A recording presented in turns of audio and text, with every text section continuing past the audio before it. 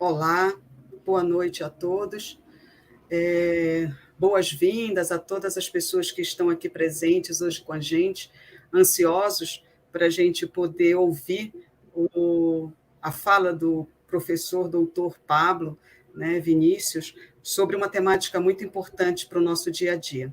Então, sejam todos muito bem-vindos, é com muita alegria que o DF recebe todos vocês, e agora, né, eu passo a palavra para a nossa reitora, a nossa magnífica reitora, a professora doutora Beatriz Maria Egerthoff. Professora, seja muito bem-vinda e traga para nós sempre aquela palavra forte, ousada, esperançosa, que sempre nos fortalece e que nos faz olhar para frente de forma mais clara, mais feliz. A gente sempre é um prazer muito grande ouvir a senhora e que essa fala leve a todas as pessoas que estão aqui presentes a mesma sensação de bem-estar que traz para nós, professores, que traz para nós, corpo docente do UDF, e alunos, quando a gente tem a oportunidade de ouvir a senhora. Seja bem-vinda, professora.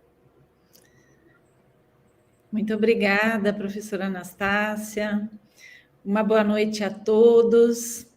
Queria cumprimentar, em especial, nossos caríssimos estudantes de todos os cursos que estão aqui presentes, aos nossos caríssimos professores, né, que a grande maioria conseguiu trazer os seus alunos de suas aulas para este momento, para esta aula, né, tão importante, nesta semana de extensão e da responsabilidade social do DF, nesta semana, neste mês, né, neste dia que está dentro de um mês do Setembro Amarelo, e cumprimentar muito especialmente, né, o nosso palestrante de hoje, o médico psiquiatra, Dr. Pablo Vinícius Oliveira Gomes. Muito obrigada pela sua disponibilidade de estar conosco hoje. Eu queria dizer que esse Setembro Amarelo, né, o mês todo nós estamos com esse cuidado, né, para com a saúde mental. Gostaria de dizer que inúmeras iniciativas do UDF para com o cuidado dos nossos alunos, dos nossos professores, dos nossos colaboradores, têm sido tomadas desde o início dessa travessia pela pandemia, né? E nesse foco da saúde mental, que hoje que é a temática de hoje, o nosso belo curso de psicologia, a nossa clínica escola de psicologia tem feito muitos plantões, atendimentos terapêuticos gratuitos para a comunidade UDF e para a comunidade de Brasília, a comunidade externa. E todos os outros nossos cursos, né, com inúmeras atividades. Eu citei psicologia porque é ela que trabalha com esse foco de saúde mental, outros cursos da saúde também, e outros cursos do DF, né, cuidando da pessoa como um todo, o que faz também cuidar do corpo e da mente, do espírito.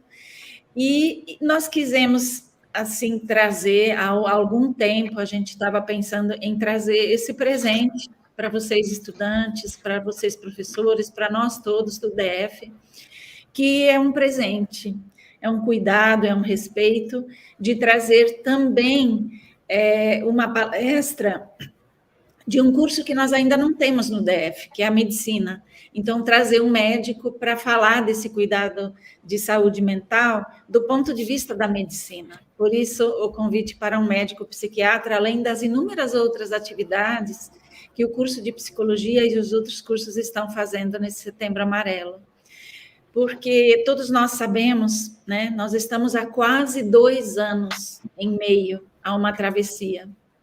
E uma travessia pela pandemia do coronavírus em que o real, né, nos convocou da noite para o dia a novas posições, a reinvenções, a muita criatividade, a muita inovação, a muita capacidade de lidar com o desconhecido. Nós mesmos aqui que estamos no canal de transmissão, para vocês do YouTube, que estão no YouTube, nós atrasamos esse pouquinho, não porque nós atrasamos, porque nós estamos aí muito antes das 19h30, é porque houve problemas de tecnologia. Então, quanto em relação a isso, todos nós tivemos que nos reinventar neste novo modelo, nestas novas posições que nós tivemos que ocupar nessa reinvenção dentro de casa. Mas eu fico muito feliz e muito grata de vir neste momento aqui abrir esse evento e dizer para vocês que no UDF nós soubemos remar juntos nessa travessia muito bravamente, todos com muita resiliência, no sentido de garantir o ensino, o aprendizado, de não atrasar a formação dos nossos estudantes, e todos tivemos que lutar e remar bravamente nessa travessia. Não foi fácil e não está sendo fácil para ninguém, né? Todo mundo teve que se reinventar. Não foi fácil para ninguém, não está sendo fácil. Para uns em maior grau, para outros em menor grau, mas todos tivemos perdas de alguma natureza, e por isso nós tivemos que todos nos reinventar e nos recuperar de muitas coisas, mas estamos aqui bravamente. Então, por isso, esse cuidado, para que a gente termine essa travessia bem e juntos, né? E que todos nós possamos ficar para contar essa história de quase 2 anos, né? Espero que todos nós possamos contar um dia essa história para os nossos filhos, para os nossos netos, e para isso nós temos que nos olhar para nós mesmos, para o nosso corpo, para a nossa mente, para o nosso espírito, porque todos estão sofrendo nesse período, né? Então, vamos olhar para nós, vamos cuidar de nós, vamos cuidar da nossa mente, olhar para isso, encarar isso, porque precisamos dessa união, precisamos desse cuidado, precisamos desse momento de estudos, de reflexões, de análise sobre a nossa saúde mental e o nosso desempenho nessa travessia toda. Então, queria agradecer muito, agradecer a professora Anastácia, nossa queridíssima professora Anastácia, que todos vocês, alunos, a grande maioria dos cursos conhece, né, por ela transitar com uma disciplina que abarca alunos de todos os cursos. Então, a professora Anastácia vai mediar esse momento, vai ficar com vocês aqui até o final. No final, vocês podem colocar algumas perguntas no chat. A professora Anastácia vai tentar selecionar algumas, né? Não sei se vai dar todas em função do tempo, mas vocês podem interagir aí via chat. Então, eu passo para a professora Anastácia, agradecendo muito ao senhor, doutor Pablo Vinícius, e desejar a todos aí que aproveitem muito esse momento. O DF promoveu esse momento com muito cuidado, com muito respeito, especialmente para vocês, estudantes, porque todos nós sabemos que não está sendo fácil para ninguém, mas nós vamos seguir em frente e juntos. Então, muito obrigada, doutor Pablo, e com você, professora Anastácia. Microfone. Professora Anastácia, o microfone. Obrigado, professora. Antes de eu encaminhar a fala para o nosso palestrante, queria agradecer, né, a senhora, em nome do nosso corpo docente, dos nossos alunos, em toda a comunidade acadêmica, pela sensibilidade e a ousadia que sempre teve para nos conduzir. E, nesse momento, a senhora, quando falou sobre a nossa travessia, essa travessia ela teve um grande comandante, né? A senhora, com muita leveza, muita sensibilidade, muito olhar humano, procurou trabalhar dentro do UDF todas as dimensões, né? Não só do aprendizado intelectual, acadêmico, mas todas as nossas dimensões humanas dentro do processo ensino-aprendizado. E a preocupação com os nossos alunos, ela é evidente, principalmente com todas as ações que a UDF tomou ao longo desse processo de 2 anos que nós estamos passando. Então, professora, em nome do nosso corpo docente, em nome dos nossos alunos, de todos os colaboradores que estão conosco nessa travessia, nós lhe agradecemos não só por esse momento é apenas um, né, de sensibilidade, mas por esse comando, por toda a ousadia que a senhora sempre teve para nos conduzir e para nos fazer ser feliz, apesar da travessia difícil. Muito obrigada, professora. Bom, boa noite, né, professor doutor Pablo Vinícius Oliveira Gomes. Eu vou apresentar o nosso palestrante. O nosso palestrante, ele é formado em medicina pela Universidade Federal de Uberlândia, título de especialista em psiquiatria pela Associação Brasileira de Psiquiatria, especialização em saúde mental pela Fiocruz do Rio de Janeiro, mestre em ciências da saúde, com área de atuação em neurociências pela Universidade de Brasília, experiência internacional na Universidade de Colômbia de Nova York, Estados Unidos, onde realizou o fellowship em estimulação magnética transcranial, curso de especialização em medicina do sono pelo Instituto do Sono de São Paulo e título de especialização em medicina do sono pela Associação Brasileira do Sono. Atualmente é professor do curso de medicina da Faculdade Integrada da União Educacional do Planalto Central, do Distrito Federal, onde exerce o cargo de coordenador do internato em saúde mental. Doutor Pablo, seja muito bem-vindo, sinta-se acolhido por nós. Tem muita gente ansioso, né, pelos números que estão aqui, 1.265 pessoas estão nos assistindo, ansiosos pela sua fala, e para nós é uma grande satisfação lhe receber aqui conosco, e que a gente tenha uma noite prazerosa, de muito aprendizado, de muita troca de conhecimento, que possam facilitar o nosso olhar para o mundo, o nosso olhar para a realidade, as nossas pegadas possam se construir com mais leveza, com mais tranquilidade, a partir de uma fala como essa. Como a professora Beatriz disse, né, é a nossa experiência com o médico, é a nossa experiência com a área da medicina, né, da ciência da medicina. Então, seja muito bem-vindo. A palavra está com o senhor, doutor. Boa noite, professoras, professora Anastácia, minha querida amiga, eu que agradeço o convite, professora Beatriz, que também trocamos uma ideia, né, professora? Então, assim, é só gratidão, gosto muito de falar para a área educacional, para o corpo docente, corpo discente, e não poderia deixar de parabenizar a UDF, na figura de vocês, por trazer essa temática para dentro da instituição, para que os seus alunos, seus professores, pensassem, refletissem sobre esse tema tão importante que é a saúde mental, que até antes da pandemia era relegado a uma segunda importância, as pessoas viviam e a saúde mental estava resumida ali a consultórios psicológicos e psiquiátricos, ninguém falava muito. Então, é digno de parabéns aí, de bater palmas à UDF, a essa instituição, que, puxa vida, a gente fica muito feliz quando vocês trazem para o centro do debate um assunto tão sério, tão importante, de grandes transformações que a gente vem vivendo. Então, meus parabéns para vocês, e eu não poderia deixar de fazer isso aqui, de registrar essa admiração quando eu tenho por uma instituição.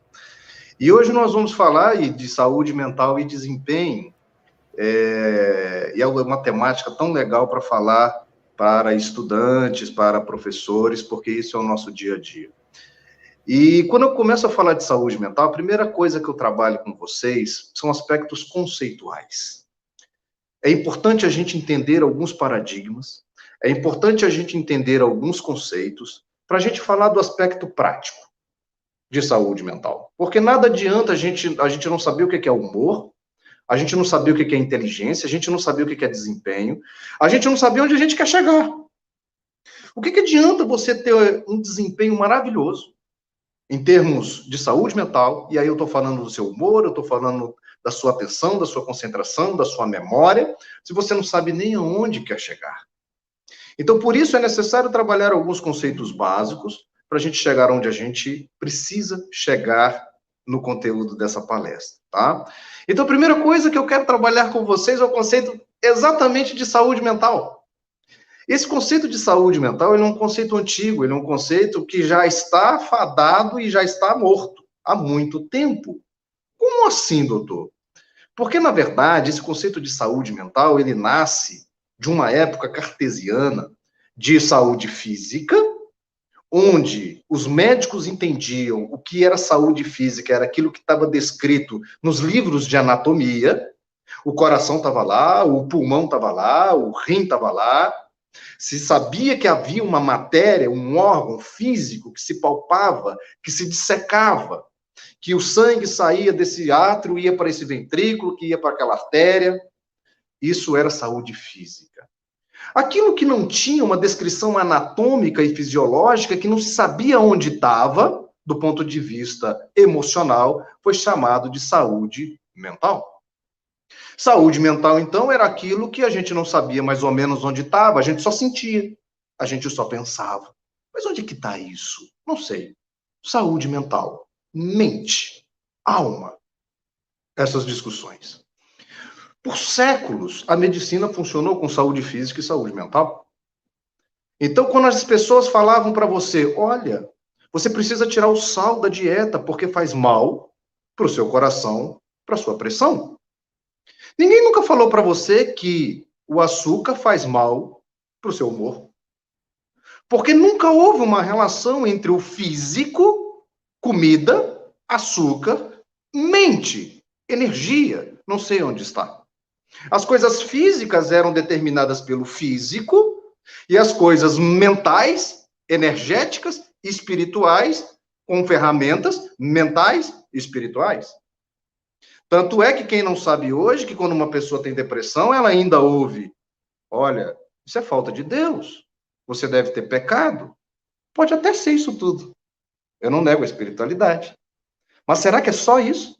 Será que não tem também um componente físico quando a pessoa chora? E esse conhecimento ele é recente.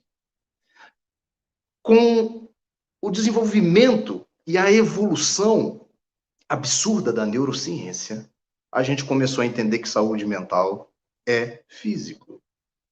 Existe o componente físico no cérebro responsável por todos os aspectos emocionais na sua vida. Então, hoje nós falamos de saúde. O que eu quero dizer com isso? Que o seu intestino e a sua mente é uma coisa só. Que o que você come, que o que você bebe, o que você coloca para dentro de você, pelos seus olhos, pelos seus ouvidos, é mente. Por outro lado, o que você sente atinge o seu intestino, o seu coração e o seu pulmão. Porque tudo é uma coisa só e está interligado. Você não vai conseguir a sua saúde mental plena somente num consultório de psicologia ou psiquiatria. Como há muito tempo se pensava que era assim. O psicólogo e o psiquiatra tratam da saúde mental. O cardiologista trata da sua pressão, aí ele te manda para academia, porque ele sabe que a atividade física regula a pressão arterial. Quando a gente parte do pressuposto que saúde é um todo, você sabe que eu, psiquiatra, vou mandar você fazer para cuidar da sua mente. Não vou só te dar um remédio e mandar para o psicólogo. Eu vou falar para você fazer dieta. Eu vou falar para você cuidar do seu intestino. Eu vou falar para você fazer atividade física. As coisas têm mudado. E é por isso que a saúde mental hoje, ela precisa ser enxergada como uma saúde integrativa. Então, eu já começo a trabalhar com vocês um conceito completamente distinto, que talvez vocês nem imaginavam essa separação, que não havia ou que não há mais sentido dessa separação. Ok? Vamos caminhar aqui em alguns conceitos. Você pode compartilhar para mim, por favor, o slide? Essa é a pergunta que eu abro essa palestra. Essa é a pergunta que disse aqui no início. Por que você está nesse mundo? Qual é o seu sonho? Ou os seus sonhos? Autoconhecimento é o primeiro passo para a gente começar qualquer coisa. Não tem como falar em desempenho se você não souber para onde você está indo. Como eu vou trabalhar desempenho de um atleta de 100 metros de corrida, que ele não sabe nem que ele tem que correr e nem onde ele tem que chegar? Como eu vou trabalhar desempenho de um atleta se ele não sabe se ele vai percorrer 100 metros, 200 metros ou 400 metros? Como eu vou trabalhar desempenho se esse atleta sabe, se não sabe se vai ser 100 metros livres ou 200 metros com barreira? Porque tem uns 400 livres, tem uns 400 com barreira. São provas completamente distintas. Qual é que é o sonho desse atleta? Ele nasceu com umas pernas longas, bacanas, para superar a barreira e percorrer a prova dos 400? Ou ele tem um perfil melhor para os 400 livres, sem barreira? Sonho, objetivo. Você tem que começar a entender a razão pela qual você está aqui. Doutor, me dá uma dica. Como é que eu começo a me descobrir? Dou uma dica para você. Quais são seus dons? Quais são seus talentos? Ah, isso é muito genérico. Me ajuda mais um pouquinho.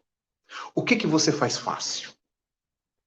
O que você faz que as pessoas falam, cara, isso você faz muito fácil. Para eu fazer isso que você faz, cara, parece ser tão difícil. Esse é seu dom. Esse é seu talento. Vou além. Você não tem só um dom. Você não tem só um talento. Você tem vários dons e talentos. E aqui é uma crítica que eu faço a essa humanidade mesquinha que nós vivemos. A ideia é que a gente nasce, cresce, se desenvolve, botam a gente numa escola, ensinam que a gente tem que escolher uma profissão, viver dela 30 anos para aposentar e morrer. Essa é a vida que nos ensina. Isso é muito medíocre para aquilo que somos, porque temos inúmeros potenciais dentro da gente. Essa história que a gente tem que escolher uma coisa só na vida e dela viver, isso é muito pequeno para a potência do ser humano. Não estou falando que você não pode ter uma profissão para o resto da vida, mas dentro daquela profissão você tem inúmeros dons e talentos. Você tem inúmeras potências dentro de uma mesma profissão.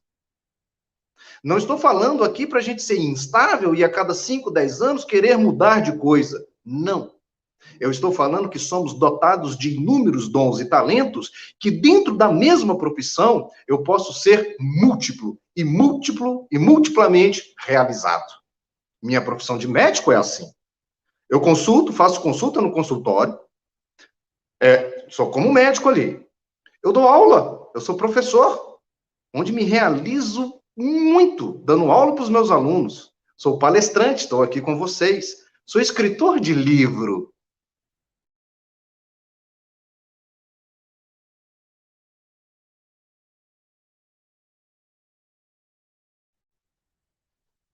Eu não deixei de ser médico, eu não deixei de ser, eu não tive outra formação. Poderia cursar jornalismo, comunicação, mas eu tenho vários dons e talentos. E procuro colocar para fora isso. Pode passar para mim, por favor? E isso tudo é para a gente começar a entender alguns conceitos que nós vamos começar a trabalhar agora. Um deles que eu amo trabalhar são conceitos de inteligência e genialidade. Por que eu trabalho esses dois conceitos? Para desfazer mitos que nos ensinaram. O que é uma pessoa inteligente? O que é uma pessoa genial na sua cabeça, na minha cabeça, na cabeça de todo mundo?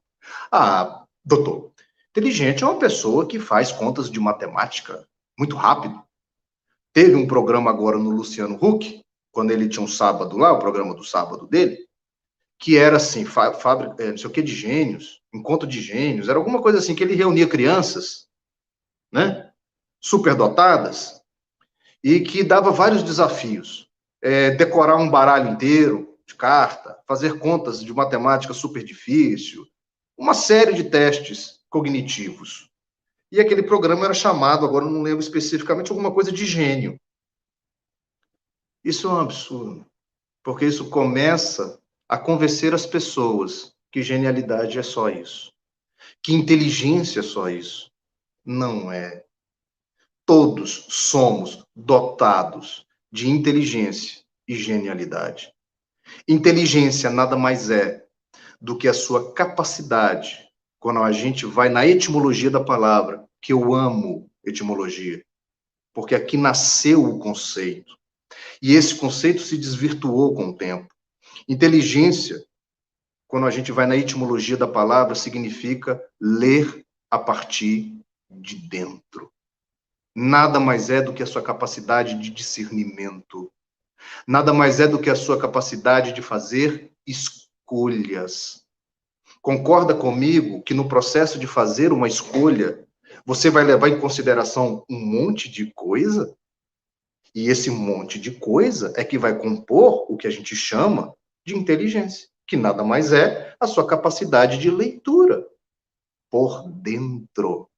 Não é uma leitura superficial, que a gente tem feito hoje muito pelas redes sociais.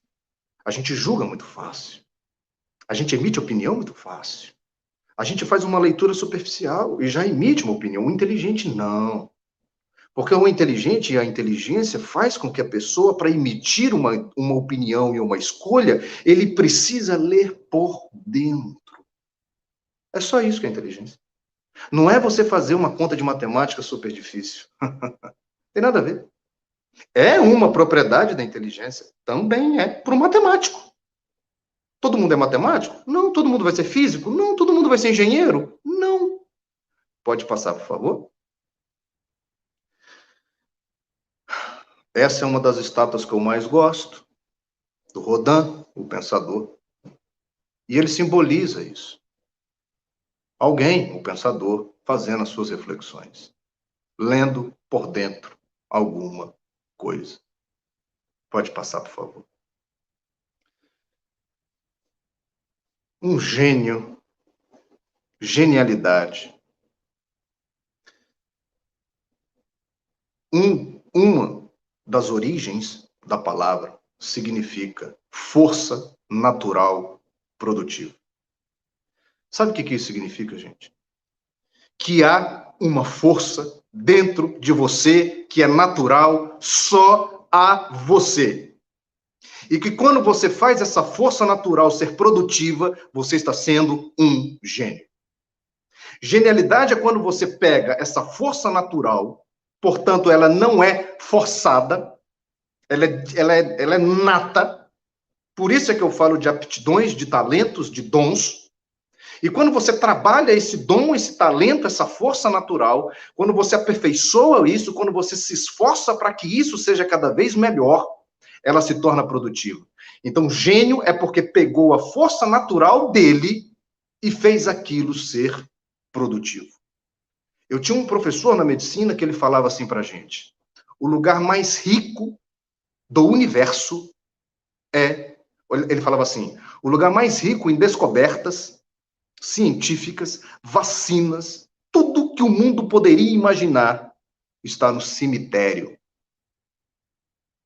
Quantos ou quantas pessoas morreram com as descobertas dentro de si? Porque a força natural não se tornou produtiva. Por isso que genialidade não tem nada a ver com o fora da curva. Aquilo também é. Pode passar para mim, por favor. E um outro conceito de genialidade é dar à luz. Olha que legal trabalhar esses aspectos.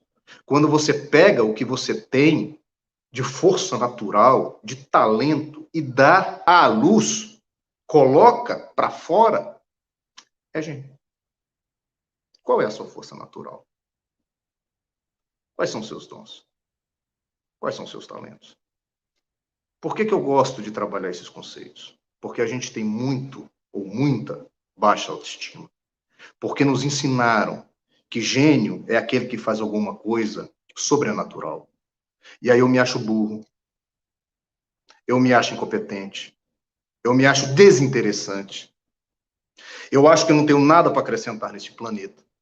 Porque, afinal de contas, passa para mim, por favor. Gênio é isso aqui. É um Da Vinci, é um Platão, é um Isaac Newton. Passa para mim, por favor. São as grandes descobertas. São os grandes artistas. É um Van Gogh. É um grande físico. Tem que ganhar Nobel. Passa para mim, por favor.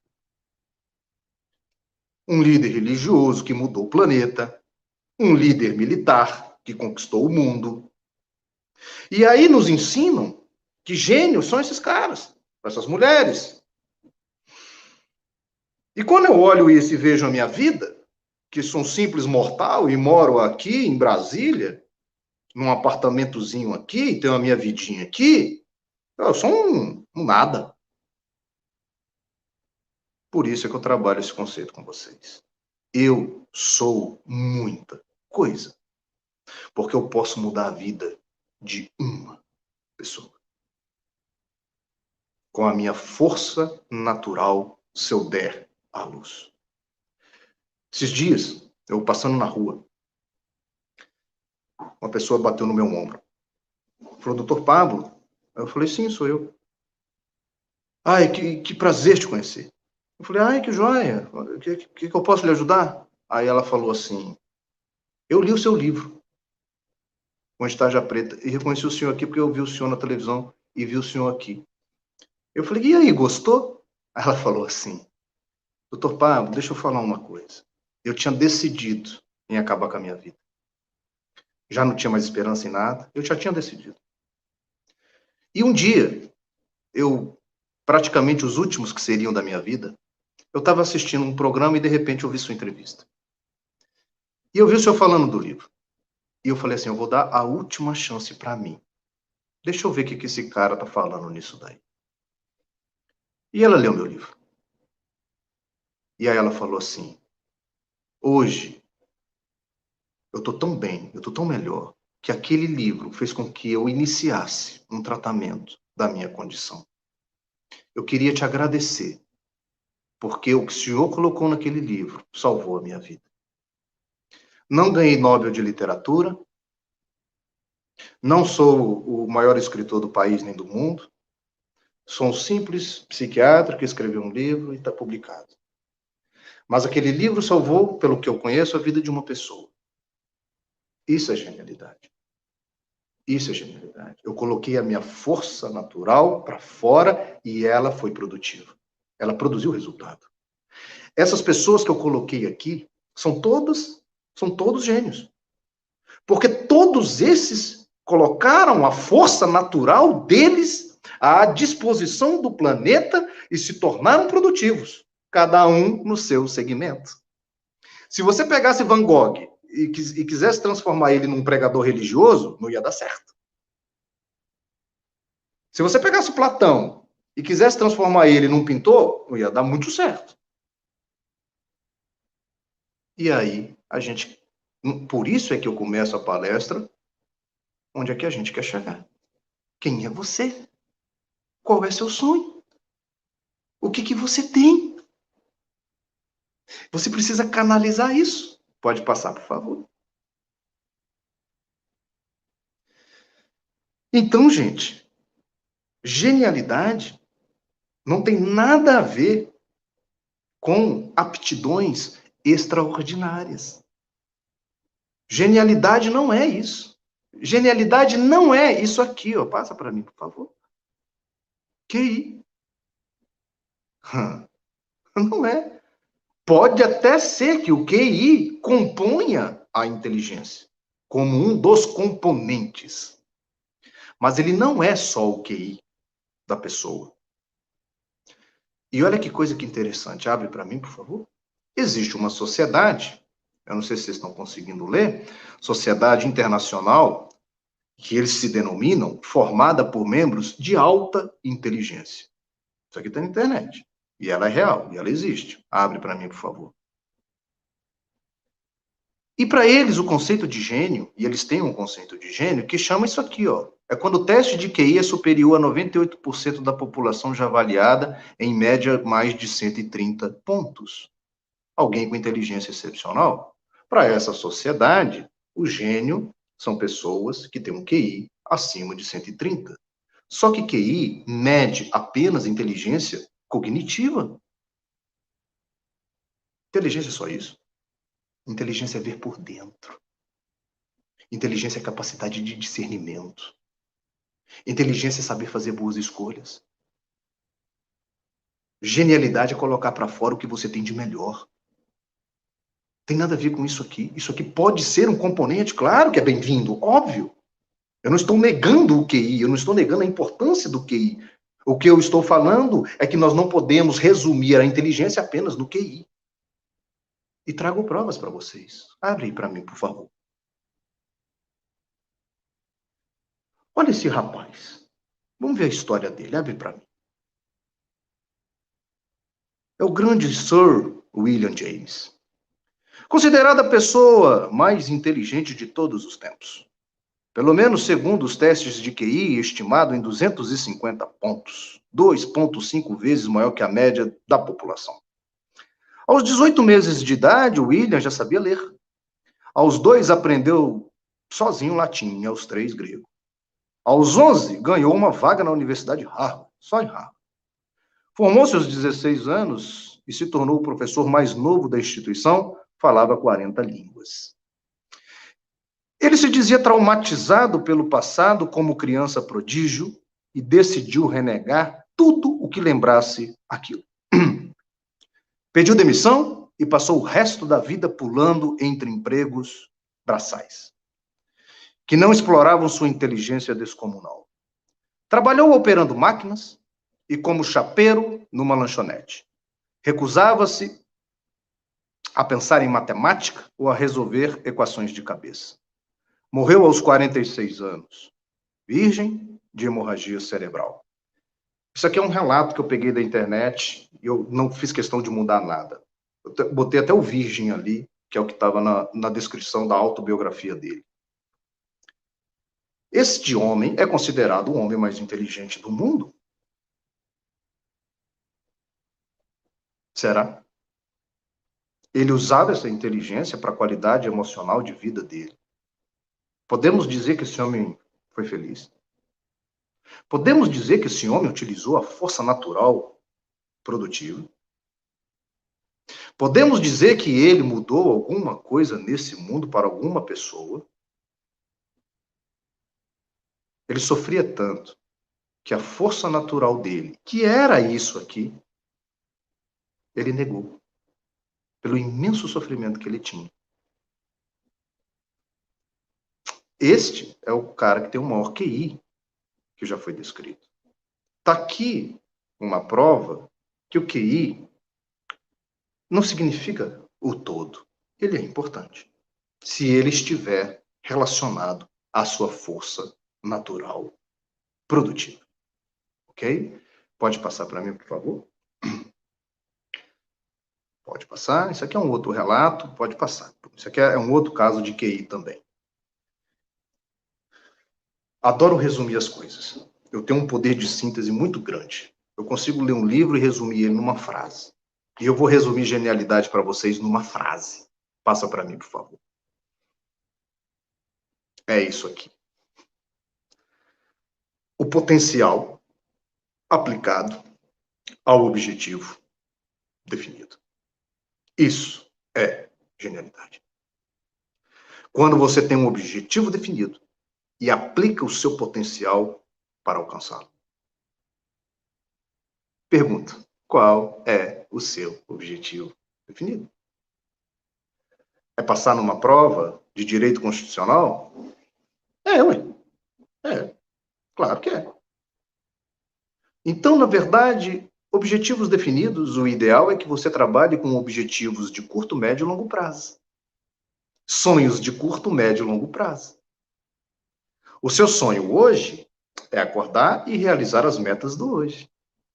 A gente chama isso de micropassos, micrometas. Fundamental para o sentimento de realização humana.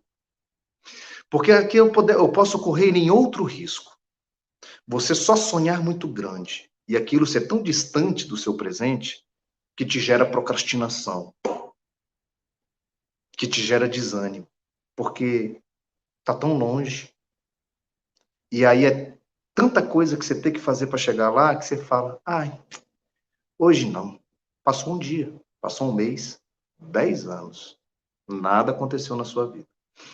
Então, o ideal é que a gente tenha microsonhos, sonhos de médio prazo e sonhos de longo prazo. Os microsonhos vai fazer com que você, no final do dia, ao deitar, tenha a sensação de realização. Poxa, hoje fiz e realizei o que me propus a fazer. Hoje realizei os meus sonhos de hoje. Que legal, eu vou dormir em paz. Só que o sonho de hoje, juntado com o de amanhã, com o do terceiro dia, com o do quarto dia, está construindo aquele sonho de médio prazo. Que a somatória deles, você vai chegar lá no sonho de longo prazo. As coisas são construídas. Então você não precisa esperar conquistar o sonho de longo prazo para ser feliz. Você pode ser feliz hoje. Isso é desempenho. Isso é saúde mental. Isso é entendimento. Então, quando você começar a clarear isso na sua cabeça, quando você acordar amanhã, abrir os seus olhos e eles brilharem, porque você sabe exatamente o que vai fazer amanhã. Você sabe onde você quer chegar. Você tem seus sonhos. E você sabe o passo a passo. Por que você é ansioso? Porque você não quer esperar o passo a passo acontecer. A gente, e a capa do meu livro é assim, chama Anti-Tarja Preta, porque somos o país mais ansioso do mundo. E esses dias um jornalista me perguntou, na lata, e ele falou assim, você falou aí um dia que você tinha uma boa capacidade de síntese. Resume aí, então. Me fala uma frase, porque somos o país mais ansioso do mundo? Aí eu falei assim, porque somos o país mais imediatista do mundo. Você não sabe esperar. Você quer tudo para hoje, para amanhã, aquele concurso que você tanto sonha. Você quer hoje, amanhã, depois de amanhã. Você não quer se realizar no passo a passo para chegar lá. Você acha que esse sacrifício é tudo sacrifício para você conquistar seu grande sonho. Você não enxerga hoje o prazer.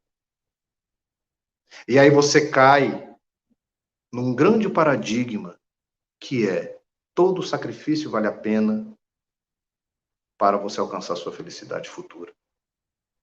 Falamos muito isso, né, professora Anastácia, numa das nossas conversas. Se você entender que o sacrifício do presente é o preço que se paga para a felicidade do futuro, você está enrolado. Você nunca vai alcançar. Uai, doutor, então não é para a gente se sacrificar, não? É para a gente viver no oba-oba? É para a gente, então vamos largar tudo, então tudo é festa. Então vamos ser só felizes. Sacrifício é uma coisa, esforço é outra. O esforço, você sabe, você tem a direção que você está tomando. Ele faz sentido. E te dá prazer no final do dia. Porque você vê resultado. O sacrifício é de morte. O esforço é de vida. O sacrifício acaba contigo. Porque você não vê sentido. Você não vê resultado. Você está comprando a paz da sua consciência por uma felicidade futura. Pelo menos me esforcei. Pelo menos me sacrifiquei. Olha, pai, eu não consegui, mas o senhor viu. Eu me sacrifiquei. Hã?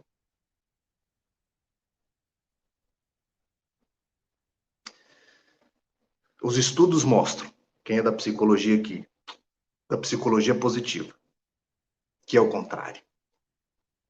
Não é o sacrifício de hoje que vai te gerar a felicidade de amanhã. É o bem-estar de hoje que vai te gerar o sucesso de amanhã. As pessoas felizes, elas são mais propensas ao sucesso. As pessoas com bem-estar são mais propensas ao sucesso. Por isso que eu parabenizo o DF. Quando investe no bem-estar de vocês. Investindo no bem-estar de vocês, elas estão investindo no sucesso de vocês. Simples assim. Genialidade, inteligência, é quando você aplica o seu potencial, aplica o potencial ao objetivo definido. Simples assim. Passa para mim, por favor.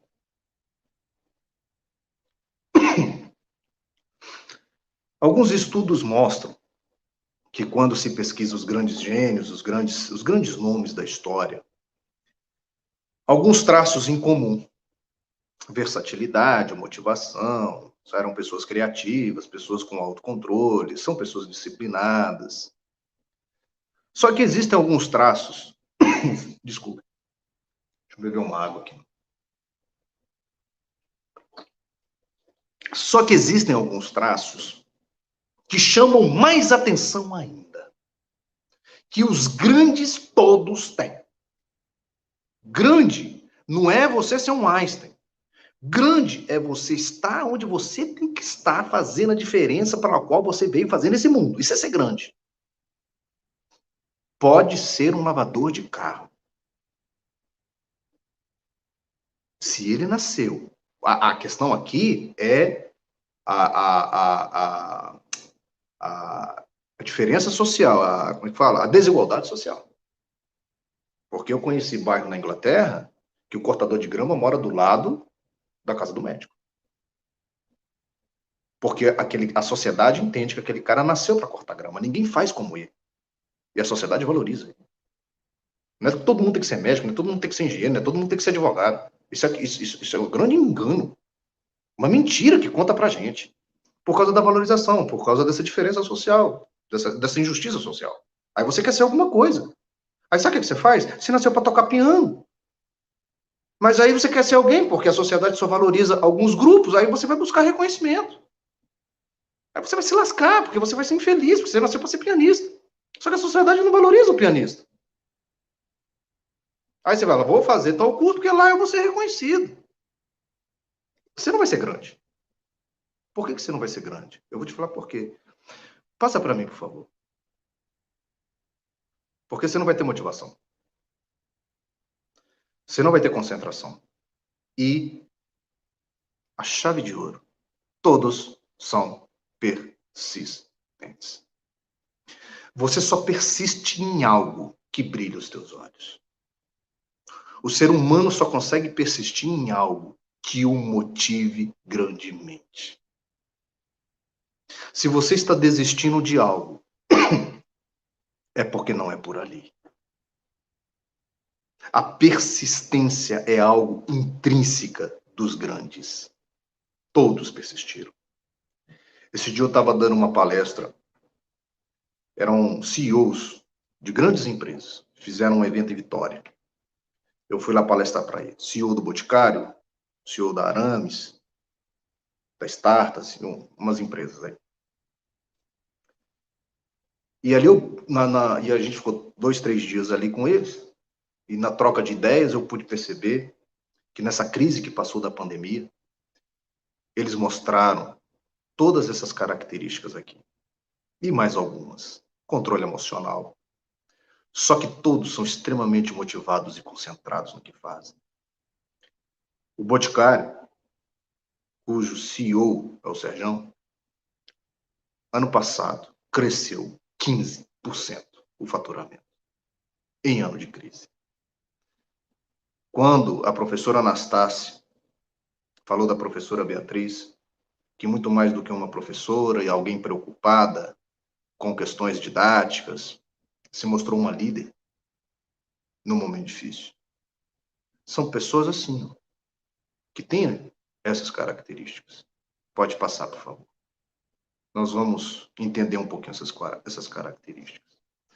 O que você vai precisar para aplicar a sua potência, os seus dons, os seus talentos num objetivo definido. O que está em jogo nesse momento? Concorda comigo que se você estiver lento, devagar, apático, vai ser difícil aplicar a força necessária para se tornar produtivo? Concorda comigo que se você estiver sonolento durante o dia, bocejando, encostando e dormindo, vai ser difícil aplicar a força natural? Concorda comigo que se a sua força natural envolver sociabilidade e você não tiver essas aptidões, será difícil chegar lá? Concorda comigo que se sua força natural é liderar equipes, porque você nasceu para isso, e não tiver isso bem desenvolvido, vai ser difícil você chegar lá? Então, eu vou dar as ferramentas, o instrumental para vocês, para que vocês entendam e tenham essas ferramentas para poder chegar lá. A minha palestra é do fim para o começo. Eu vou de lá e venho construindo o castelo do telhado para o fundamento. Vocês entenderam o que é ser inteligente, vocês entenderam o que é genialidade, vocês entenderam a importância de reconhecer dons e talentos, vocês entenderam que isso tem que sair, tem que explodir e tem que se tornar produtivo. Vocês entenderam que inteligência não é meramente saber fazer conta, muito menos só QI, que inteligência é a força aplicada a um objetivo específico. Inteligência é chegar em resultado, é realizar o seu sonho. Isso é inteligência. Isso é genialidade. Inteligência é você chegar no final do dia e ter a sensação que você cumpriu suas metas e se sentir realizado. Isso é inteligência. Agora vou dar as variáveis que estão na base disso tudo. Abre para mim, por favor. Eu começo com a inteligência integrativa. Também começo do fim para o começo aqui nas inteligências. Os tipos de inteligência. A inteligência integrativa ou inteligência prática, eu amo esse conceito, gente. Sabe por quê?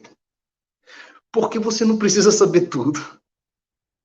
Você não precisa dominar tudo. Você não precisa ser bom em tudo. Você precisa entender no que você é bom. E do ponto de vista prático e pragmático, aplicar aquilo à sua meta, ao seu sonho.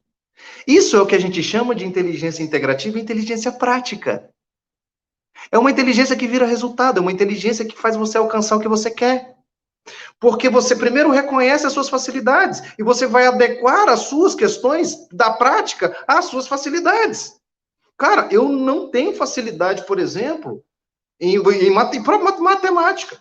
A minha matemática dá para o meu dia a dia. Se eu inventar moda de fazer um curso de estatística, de fazer um curso de física, vou passar perrengue. Pode passar, por favor. Então, inteligência integrativa ou inteligência prática é quando você organiza, direciona, você primeiro organiza, se entende, pega tudo isso e direciona para um objetivo definido. Quais são os? Por isso é que a minha primeira pergunta da palestra, vocês começam a entender qual é o seu sonho, por que você está aqui, quais são suas facilidades. Vocês entendem, então, por que eu abro a palestra fazendo esses questionamentos? Porque você vai precisar dessas respostas. Só quando você alinhar suas qualidades às suas atividades é que você vai unir felicidade com prosperidade. Tem muita gente próspera e infeliz. Tem muita gente feliz que não é próspera. Entendem aqui a questão do esforço? O esforço é o cimento, é o amálgama da qualidade com a atividade. Da sua característica com a atividade que você escolhe, esforço, felicidade e prosperidade, desempenho. É o velho ditado. Fazer o que veio fazer no mundo. E aí eu posso dizer para vocês que uma das grandes razões dessa pandemia de doenças mentais depressão, síndrome do pânico, ansiedade. Sabe o que que é? As pessoas estão desencontradas. Como eu estou no consultório, eu falo isso para minha esposa. E eu estou vendo uma pessoa atrás da outra ali, né? Sai uma, entra outra. Então eu vejo todas as histórias.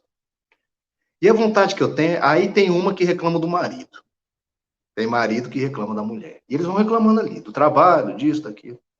E chega no final do dia que eu falo, puxa vida, fulano dava certinho com Beltrano. Beltrano de lá dava certinho com a de lá. A sensação que eu tenho é que tá tudo desencaixado. E como eu tô de fora, dá vontade de encaixar todo mundo. Pô, você dava certinho com aquele, esse dá com aquele outro, esse aqui dá com aquele de colar. Porque eu vou ouvindo, né? Eles não se conhecem, eu é que conheço todo mundo. Então dá vontade de unir as peças, sabe? Mesma coisa no trabalho. Poxa, o trabalho daquele dava certinho com esse, desse aqui dava quase certinho com aquele lá. Por quê, gente? Porque a gente faz escolhas no automatismo. Porque você faz escolhas baseadas não em você, baseadas no que te ensinaram, baseadas no que te convenceram. Você faz escolhas baseadas em rede social, pô. Como você quer ser feliz? Se o que você escolheu não foi o que você escolheu, escolheram por você. Você vai se desencontrar, você vai se desencaixar. Pega essa última frase minha aqui, ó, faz um post gigante e coloca na parede do teu quarto. Para todo dia você lembrar disso daqui. Pode passar, por favor.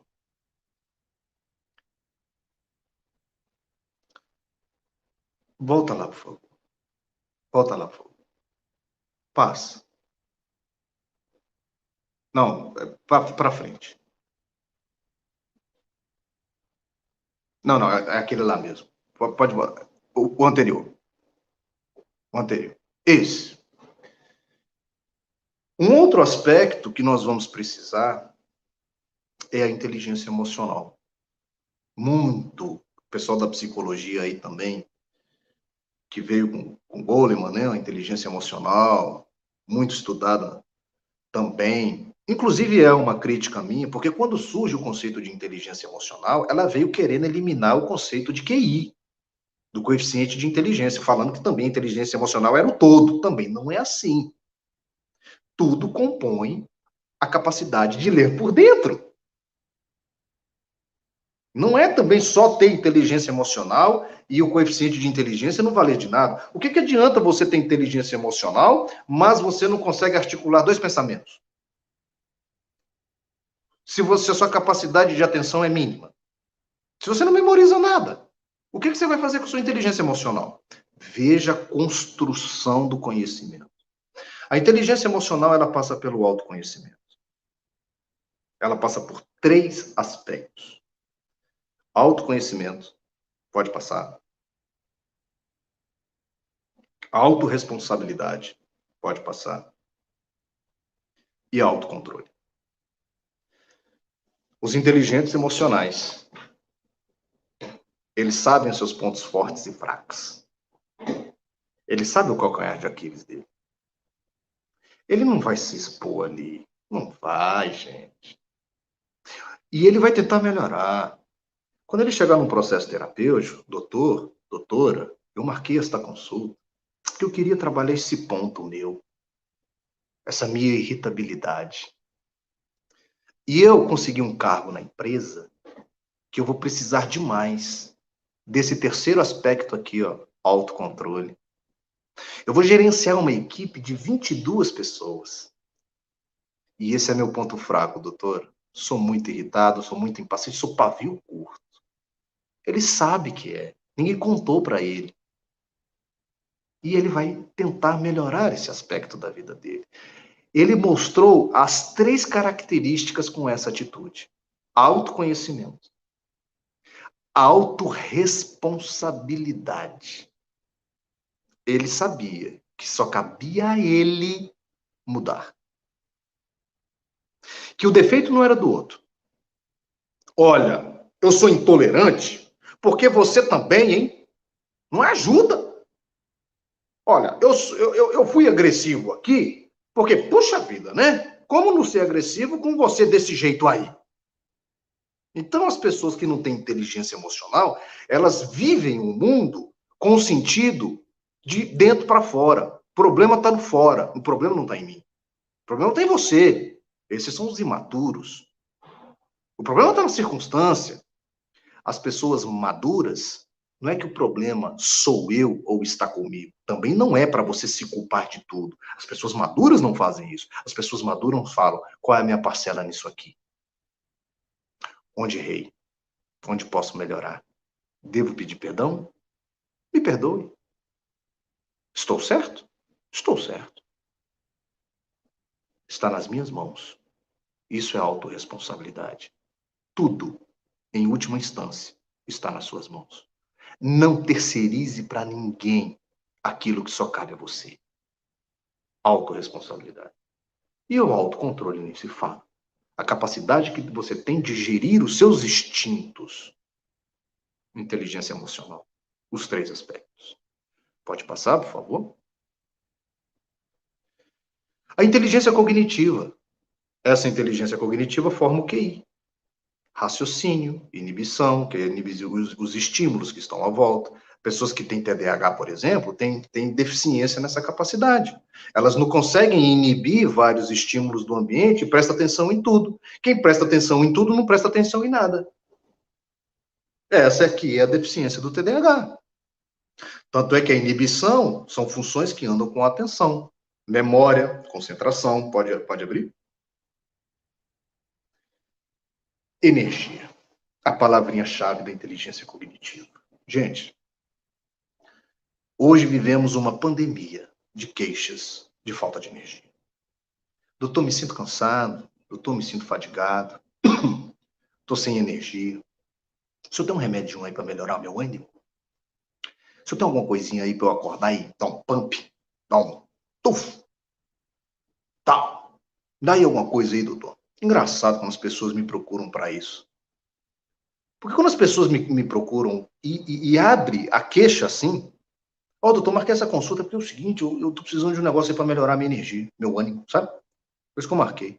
Aí eu falei, engraçado, por que você não pergunta assim, doutor, eu tô com uma energia baixa, por que será que tá baixa? Ela quer já um remédio para corrigir, para aumentar a energia. Ela não quer entender o porquê que está baixo. Sabe por quê? Porque entender por que está baixo, às vezes ela vai encontrar o que ela não quer. Ela está dormindo só 4 horas por noite. Isso é a causa da baixa de energia dela. Só que enfrentar isso aí é ruim. Vou ter que mudar minha vida. Melhor tomar um remédio para aumentar a energia durante o dia. Você não dorme. Você não dá valor ao teu sono. Você não se alimenta bem. Você tem uma alimentação inflamatória. Quem tem uma alimentação inflamatória, rica em açúcares, farinhas brancas, glúten, gorduras ruins, as saturadas, gordura trans, tudo saquinho, você não vai ter energia.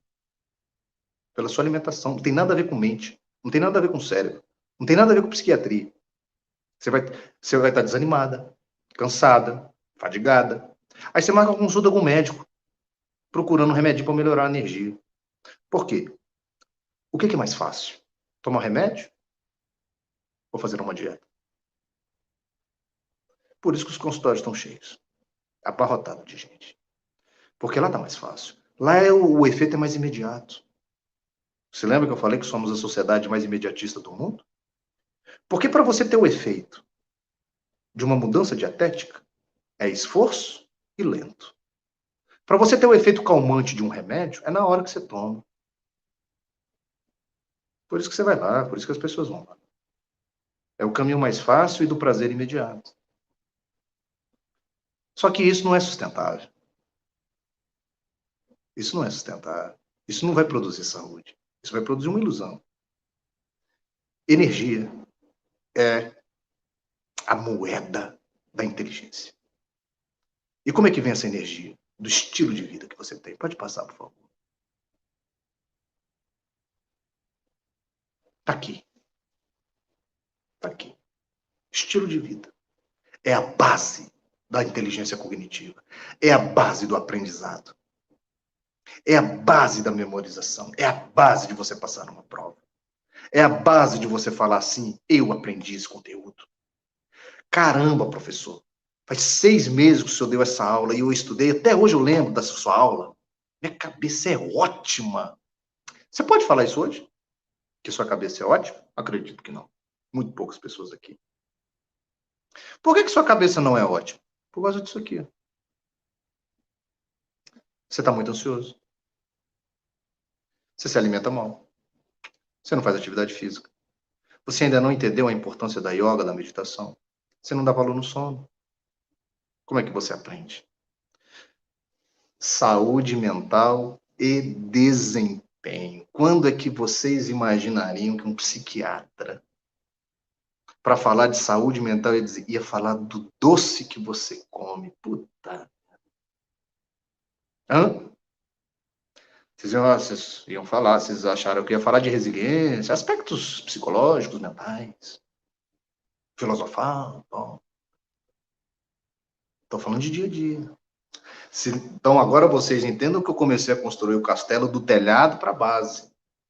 Vamos lá entender isso? Agora você entende que como aplicar a sua potência máxima, um objetivo definido, sonolento. Como aplicar a sua genialidade com excesso de peso, sabendo que o tecido gorduroso dentro do organismo é inflamatório e diminui o seu cérebro. Como aplicar a potência máxima sem energia, porque você é sedentário. Por isso que aqui está a base. Primeiro você tem que garantir isso. Estando muito bem aqui, estrategicamente, você vai chegar onde você quer. Porque os seus olhos vão brilhar. As suas células estão explodindo de energia, de saudável. Aí você chega. Agora, como é que você quer chegar vivendo de qualquer jeito? Você acha que é num remédio, numa Ritalina, é que vai fazer você chegar? Está muito longe. Está muito longe. E esses dias eu falei uma outra frase, foi até um reels do meu Instagram. Eu falei assim, gostaria que essa frase também se tornasse um banner na outra parede do seu quarto. Nenhum remédio, nenhum remédio vai corrigir as consequências provocadas pelo mau estilo de vida. Nenhum remédio vai equilibrar, vai corrigir, vai trazer ao normal as consequências geradas pelo mau estilo de vida. Se você se sente mal em razão do seu estilo de vida, não é no remédio que você vai ter que se sentir bem. Vai ser corrigir o estilo de vida. Só que aí isso passa pelo imediatismo e pelo prazer imediato. Pode passar, por favor.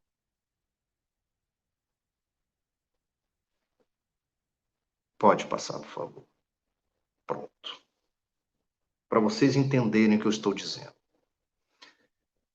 O cortisol. Vou falar um pouquinho do cortisol. Está acabando já, gente.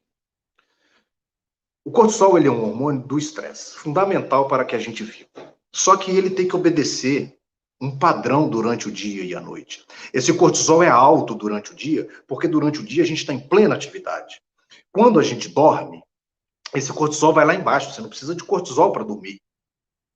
Durante o sono, você não está estressado, você está descansando, então esse cortisol cai. Então o cortisol, ele levanta, ele cai, ele levanta, ele cai. O que acontece com as pessoas que dormem pouco, dormem mal, ou têm insônia? Quando chega a noite, que era o período dele dormir, ele não dorme, e o cortisol continua alto.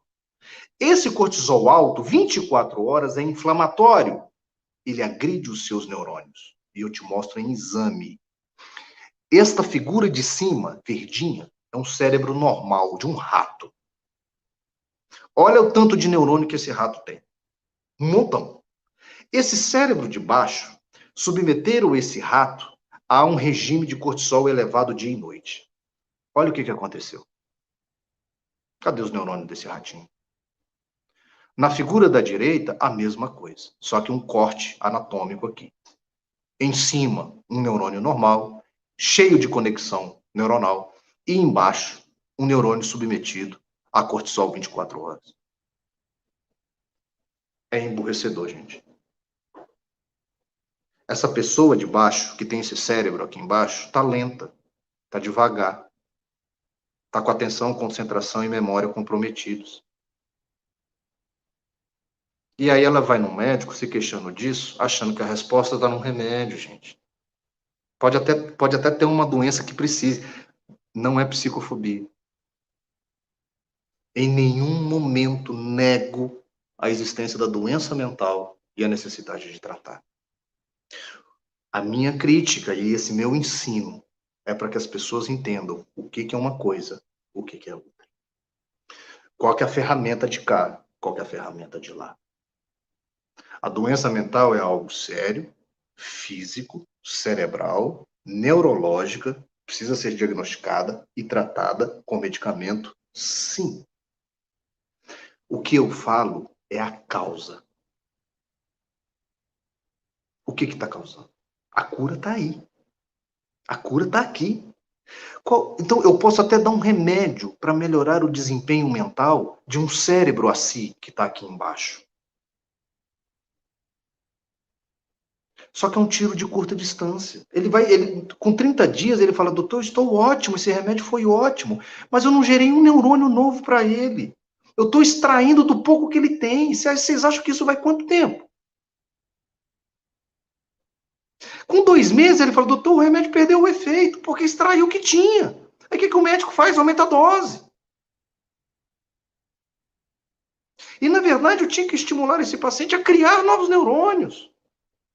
E a cortar o estímulo que está acabando com o neurônio dele. Posso até dar o remédio junto.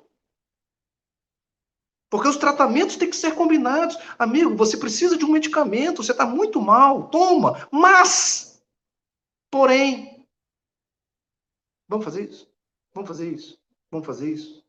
Porque a tua recuperação vai depender disso. Pode passar, por favor.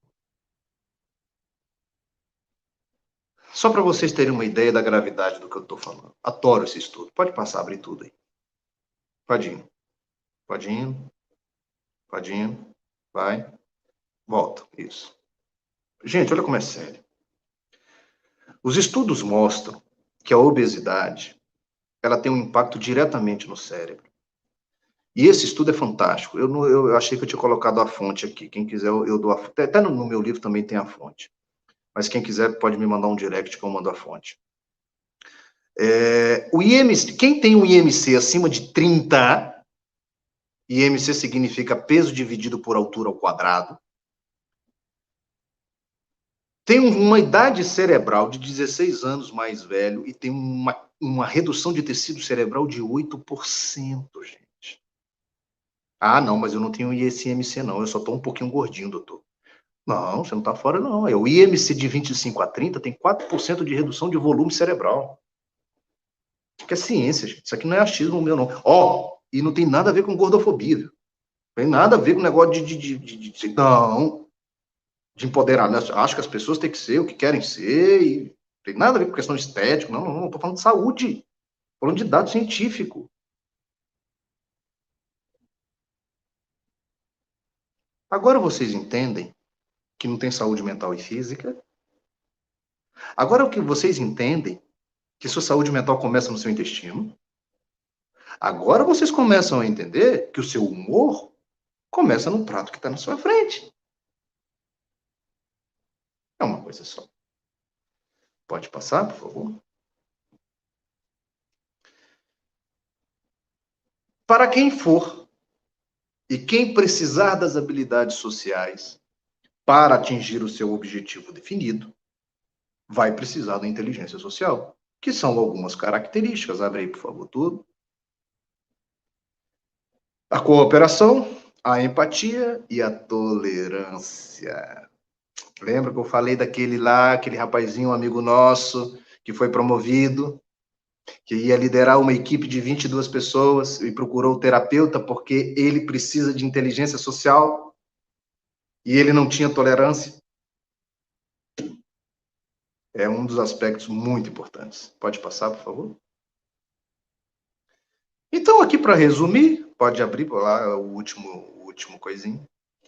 Se eu pudesse colocar aqui tudo o que nós precisamos nos atentar, tá aí. Você precisa entender que tudo isso participa do seu desempenho. Saúde mental e desempenho é atividade física. Saúde mental e desempenho é alimentação. Saúde mental e desempenho é autoconhecimento, é terapia, é empatia, é cooperação, é autocontrole. Quando vocês imaginariam ouvir isso? Difícil. Isso é saúde mental e desempenho. Do básico ao acabamento, como diz as lojas de materiais de construção. Pode passar, por favor. A maior crise da atualidade é essa, gente. É o automatismo. É uma vida de zumbis. Você acorda, faz tudo que é obrigado que tem que fazer durante o dia, dorme, acorda, dorme, acorda, dorme e acorda. Quando eu te pergunto quem você é, para onde você quer ir, você não sabe. E o anseio do ser humano, dessa libertação de si mesmo, dessas dúvidas, disso tudo. Esse é o nosso retrato da atualidade. E a minha missão é plantar a sementinha dessa transformação, dessa mudança. Pode passar? Pode passar? Pode passar. É outro post, é outro banner que você tem que fazer, colocar na terceira parede do seu quarto. Isso é genialidade. Você é um gênio. Você tem potência. Você tem algo que só você tem, que o mundo precisa. Eu preciso. Se você não der para mim, vai fazer falta para mim. Nós nos completamos. A minha potência que habita em mim complementa você e a sua me complementa. Só que você, primeiro, não sabe qual é, e segundo, você quer ter uma potência que você não tem. Você quer exercer uma atividade para a qual não tem potência. Autoconhecimento. Pode passar.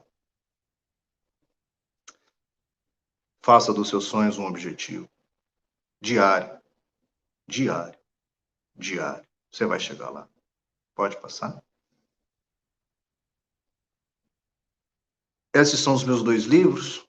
Eu não coloquei esse meu terceiro aqui, porque fiz questão de trazer aqui. O Há uma Luz no Início do Túnel está disponível gratuitamente na internet. É um livro sobre depressão, de transtornos emocionais. Essa foi a minha contribuição na pandemia. Esse livro eu vendia. E eu falei, tem tanta gente sofrendo, tem tanta gente que precisa desse conteúdo que eu resolvi dar o livro. O Há uma Luz no Início do Túnel, eu transformei ele num e-book. Se entrarem no meu site, pablovinicius.com.br, lá em cima nos livros você consegue baixar gratuitamente. A galera da psicologia, a galera que curte saúde mental, esse livro é imprescindível. É uma aula sobre transtornos mentais, depressão, medicamento, isso tudo. O A Fórmula, esse livro esse é vendido também no meu site, e esse livro é de desempenho mental, cognitivo, digamos assim. Muito do que eu falei aqui está aí, tá? E esse é o meu filho mais novo, o Anti-Tarja Preta, publicado pela Buzz, que é um livro sensacional. Eu sou suspeito para falar, mas é um livro que é um encontro entre eu e os meus pacientes. Tá? Pode passar, eu acho que terminou. Muito obrigado a todos. Tá aí os meus contatos. Será um prazer recebê-los lá. Muito obrigado. Nós te agradecemos, professor.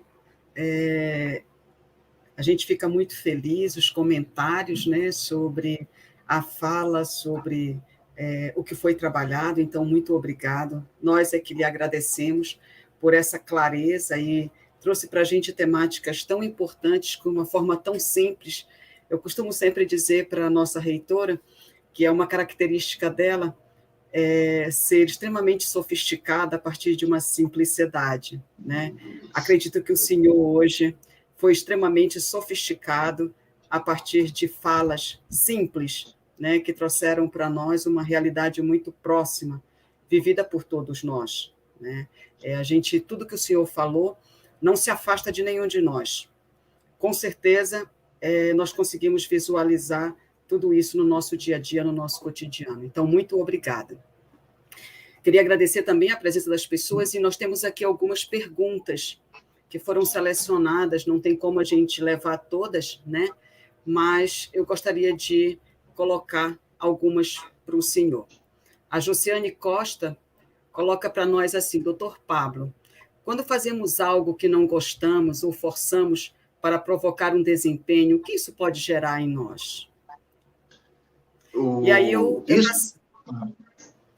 já sigo com a outra, eu acho que o senhor pode responder num pacote, né? A Letícia colocou assim: como corrigir, doutor Pablo, o nosso estilo de vida para deixar de viver cansado? Eu só vivo cansada demais para mudar as coisas, né? Uma respondeu a outra, né, professor? Sim, por isso que eu disse que é bom a gente colocar os pacotes, né? A Luciana Andrade colocou: e por que a maioria dos psicólogos dificilmente querem manter a terapia sem o auxílio do medicamento? A Amanda Rayane colocou: que psiquiatria maravilhosa, professor. Primeiro vejo que o senhor tem bom senso, indo na causa do problema e não mascarando com medicamentos. Então, isso foi uma fala, né, de uma pessoa que está conosco aqui. Só um pouquinho que tem mais uma pergunta aqui. Só um pouquinho, professor. O Daniel colocou para nós: como descobrimos nossos talentos? Eu acho que o senhor pode responder isso num pacote, e eu teria também uma pergunta para fazer, professor. Mas legal. Eu prefiro que o senhor responda primeiro o dos participantes aqui, depois eu faço uma pergunta. Eu vou começar pela primeira, por esta colega que perguntou: o que pode acontecer, o que acontece se eu faço uma coisa que não gosto e me esforço para continuar fazendo? Você vai entrar em exaustão. Como a segunda colega disse: como é que eu faço para mudar meu estilo de vida para resolver minha exaustão? Então, se você faz o que você não gosta, que você não tem aptidão, que você não nasceu para aquilo, e se esforça muito para aquilo, vai te gerar muita exaustão. Você vai entrar em fadiga. E isso pode ser um fator de risco para um adoecimento mental, uma depressão. Então, veja que a depressão, essas doenças mentais, ninguém dorme bem e acorda depressivo. Elas são doenças progressivas.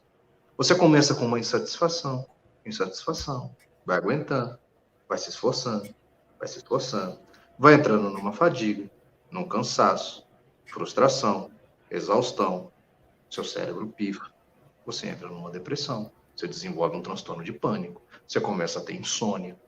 E aí eu já vou responder a quarta. Por que os psicólogos gostam de trabalhar com os psiquiatras, com os pacientes medicados? Porque muitas vezes os psicólogos recebem os pacientes doentes e precisam ser tratados também do ponto de vista químico, medicamentoso, até para que esses pacientes possam responder bem à terapia. Porque às vezes o paciente está tão dodói, está tão machucado, está tão sintomático, que ele não consegue raciocinar na terapia. Nesses casos, é importante o medicamento. Então veja bem qual é a minha postura enquanto psiquiatra. Eu critico a banalização do diagnóstico e do uso inadequado do remédio para qualquer coisa, mas também defendo a existência da doença e o tratamento correto. A gente tem que caminhar nesse espectro. Eu não vou dar remédio para qualquer coisa. Eu sou muito criterioso. Mas uma vez que eu diagnostico, eu preciso tratar.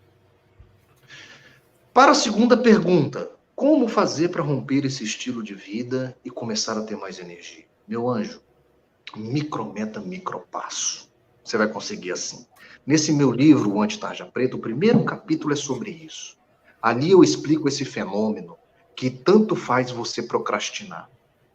A micrometa e o micropasso facilita, porque você faz aquilo que você quer lá longe, você fatia as suas metas em micrometas. O que eu quero dizer com isso? Você quer fazer atividade física, só que você já pensa em fazer uma caminhada de 1 hora, uma corrida na esteira. Faz isso não. No primeiro dia, bota sua roupinha, vai na padaria e volta. Dá uma volta no quarteirão e volta. No segundo dia, dá 2 voltas. Você vai em micrometa. Sabe por quê? Se você botar no seu papel assim, hoje eu vou dar a volta no quarteirão. É sua meta. Aí você dá a volta no quarteirão. Sabe o que você pode fazer? Yes! Você vai se sentir realizado. Ah! Alguém pode até achar estranho. Por que você está feliz? Porque eu dei uma volta no quarteirão. O problema da pessoa é se ela achar estranho. Para você foi sua meta. Isso é autorrealização. Vai chegar no dia, você vai se sentir super bem. E isso vai te motivar. Ok, professor. Aqui eu tenho um comentário que eu acho que é muito válido a gente colocar para todos, né? Da Kelly Miranda. Ela colocou assim, professor: já posso ver a vida com novas perspectivas. Louvo a Deus por essa oportunidade. Está salvando o meu futuro e dos meus filhos. Então, eu acho, professor, né, que é muito bom a gente ouvir isso.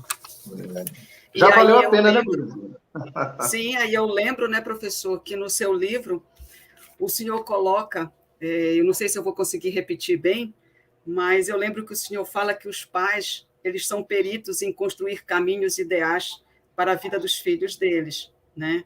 E que, na realidade, os pais deveriam, né, ser fio-condutores e potencializadores de aptidões, de dons, para que seus filhos pudessem desenvolver essa potencialidade, essa aptidão e construir um caminho dentro daquilo que lhe traz segurança, lhe traz satisfação e motivação para o próximo dia, para a próxima semana, para o próximo mês.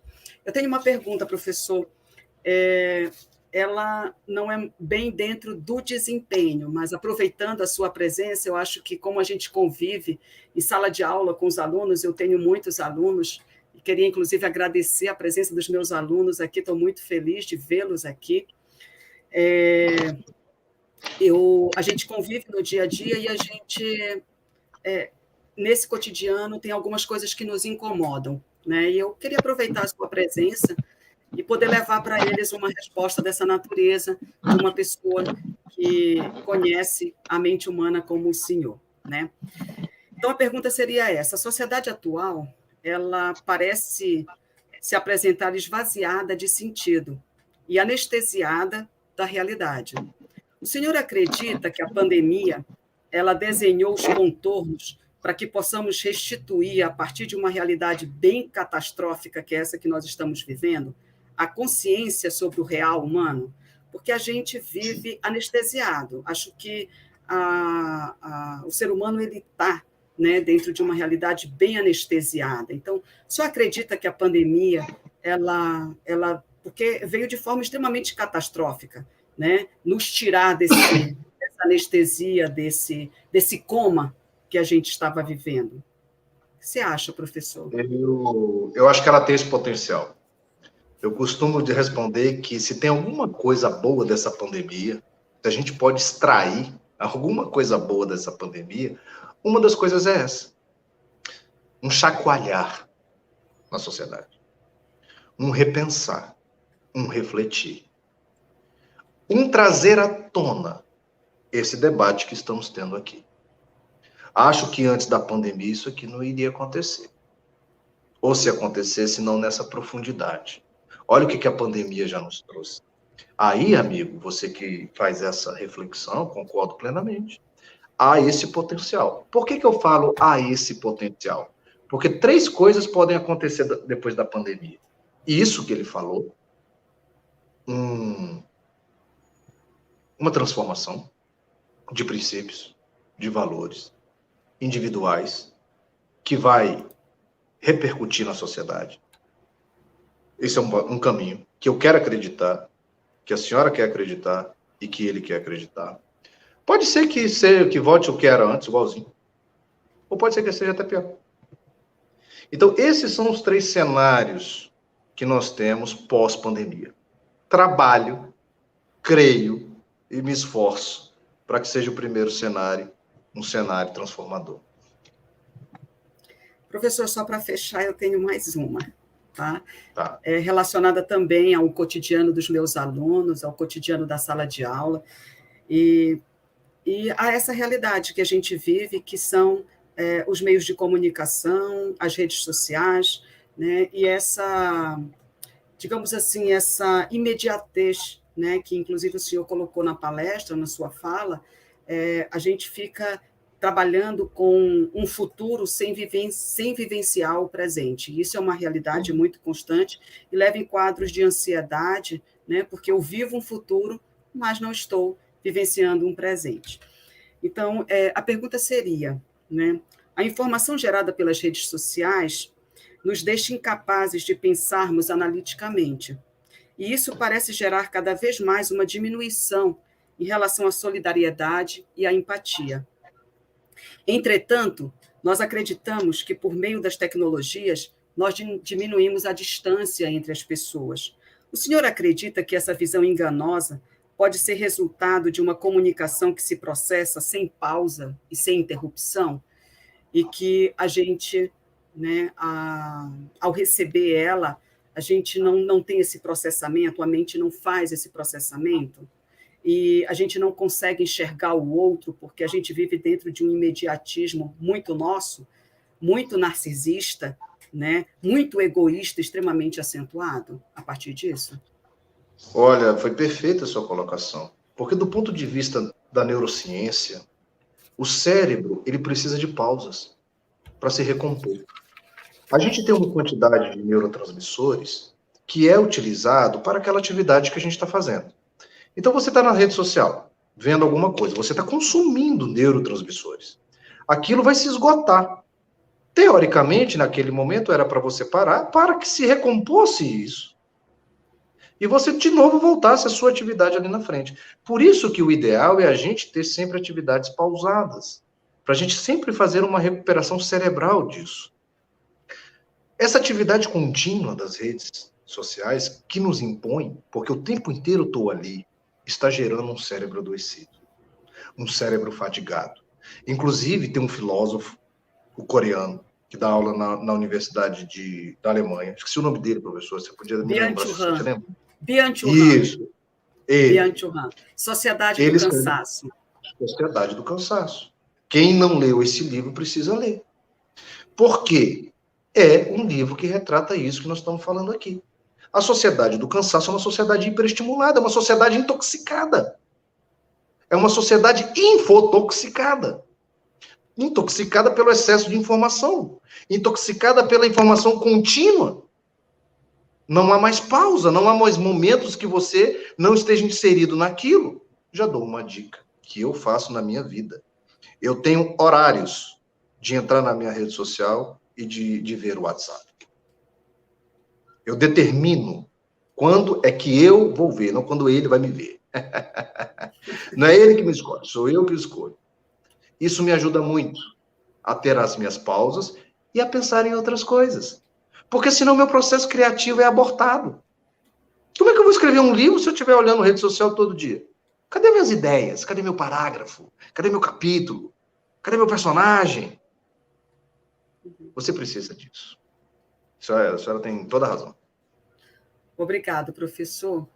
Eu acho que a gente pode fechar, né, o nosso momento. Professor, novamente, em nome do UDF, né, eu vou finalizar aqui sem a presença da nossa reitora. Em nome da nossa reitora, da professora Beatriz, a gente agradece. É com muita satisfação que a gente vê aí mais de 1.600 pessoas assistindo a sua fala, mais de 1.600 pessoas. Então, que nós tivemos aí, que honra, né? É uma honra para nós, uma honra para o DF.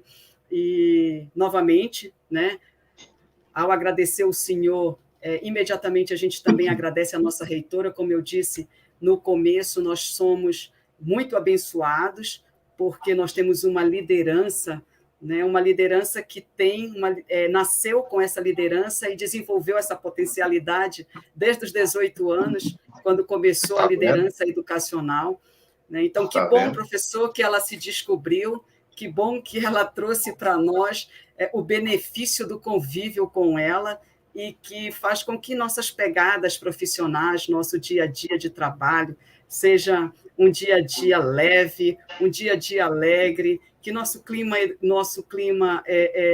institucional seja um clima assim. Eu acho que só conhecendo, professor, a nossa instituição, o nosso ambiente de trabalho, a nossa sala dos professores, que o senhor poderia mensurar o que eu estou falando, né? Então, eu não tenho palavras, o senhor pôde perceber pela sua vinda para nós que há uma grande preocupação.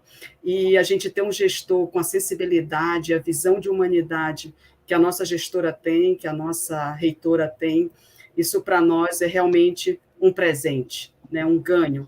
E não teria aqui como dizer. Nós estamos esses 2 anos passando por esse processo e com muita força, com muita energia.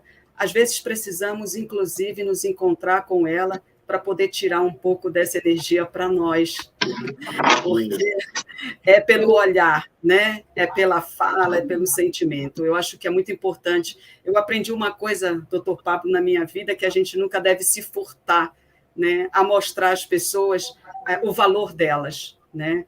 E essa nossa caminhada está sendo muito difícil, mas pode ter certeza que a nossa reitora ela faz o maior esforço para jogar nesse caminho pétalas de flores para que a gente não machuque tanto o pé. As pedras elas existem, mas ela tem o cuidado de colocar nesse nosso caminho alguma coisa que possa aliviar as nossas pegadas, o nosso caminhar, né? Então, eu poderia ficar aqui a noite inteira falando de muitas coisas boas que nós temos, mas eu vou me restringir a dizer que a nossa coisa boa nesse momento foi a sua vinda e essa vinda graças ao olhar humano que ela tem para todos nós, para os alunos do UDF. Então, muito obrigado, professor. Eu acho que eu vou passar a palavra à nossa reitora, que está aqui. Então, eu acho que ela tem alguma coisa para dizer para nós, né? Seja bem-vinda, professora. Muito obrigada, professora Anastácia. Eu combinei com a professora Anastácia que ela é a querida dos alunos e que ela vai fazer a mediação dessa fala e vai encerrar, mas eu não podia deixar de voltar, porque eu estou assistindo aqui, inclusive nesse espaço aí, mas estava no bastidor, né, para deixar vocês em cena. E não podia deixar de voltar e dizer, antes de encerrar, doutor Pablo, que assim, foi maravilhoso. Eu estou muito feliz porque nessa semana de responsabilidade social nossa do DF e do Grupo Cruzeiro do Sul Educacional, né, que estamos todas as vezes do grupo nessa semana de responsabilidade social, nesse Setembro Amarelo, e nesse momento de travessia, né, que a gente ainda está em plena travessia, não sabemos se a gente vai chegar do outro lado da margem no final do ano ou não. Estamos numa travessia, estamos firmes e fortes aqui no DF, nos apoiando, e resilientes e fortes, né, como eu disse antes, para remar. E o senhor, nós combinamos, né, a professora Anastácia, eu e toda a equipe aqui da reitoria de trazê-lo, pensando nos nossos estudantes, dar esse presente para os nossos alunos. Mas o senhor deu esse presente para nós professores, para nós gestores, para nós colaboradores. Eu estou muito feliz. Cada palavra sua fez muito sentido e, com certeza, mudou, né? E vai mudar e vai fazer cada um de nós que assistiu refletir bastante, né? E os estudantes que nos estão ouvindo aqui, nós tivemos mais de 1.500 pessoas, isso é inédito, né? E a gente pede que os estudantes que estão nos assistindo, que assistiram, e os professores que os trouxeram aqui, que repassem depois o link, né, do YouTube para assisti-lo, porque é uma fala que todos precisam ver. Então, muito obrigado, parabéns pelo seu trabalho, admirável, né, um médico psiquiatra, olhar esse ser inteiro, né, eu acredito muito nisso, né, eu sou uma pessoa que trabalho muito, sempre trabalhei muito, mas sempre tive muita atenção com com o espírito, com meditação, com o corpo, com alimentação, com mente, né? Eu acho que é tudo isso que faz a gente feliz. Então, o senhor, muito obrigada. Parabéns pelo seu trabalho, muito sucesso. Vamos divulgar seus livros também e trazê-lo mais vezes. Obrigada. Olha, eu estou emocionado aqui com tantas palavras aí que nos motivam. E essa é uma das minhas missões, essa é um dos meus talentos, por isso que faço com esse prazer que vocês veem, com essa energia que vocês veem. Hoje eu estou só com um omelete que eu comi. Não por dieta, mas por correria. E olha a energia que estou aqui, poderia falar mais 5 horas. É isso que eu respondo para aquela colega que me perguntou quando a gente faz o que gosta e quando a gente faz o que não gosta. A motivação, ela é tudo. Então, esse é o meu prazer, professor ou professoras. Então, conte comigo sempre. Falar para a área de educação é o meu, sabe, é a minha paixão, porque sei que foi por onde eu comecei a escrever, foi para quem eu comecei a pesquisar, foi para quem eu comecei a falar.